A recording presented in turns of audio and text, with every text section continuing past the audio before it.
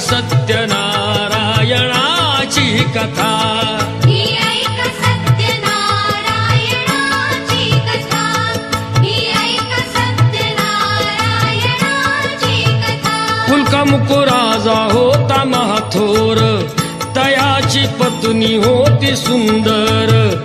नदी किनारी एकदा त्यांनी घातली महापूजा दोघांनी. आले एक नौका त्याच मार्गानी, नाव भरलेली पूर्ण द्रव्यानी.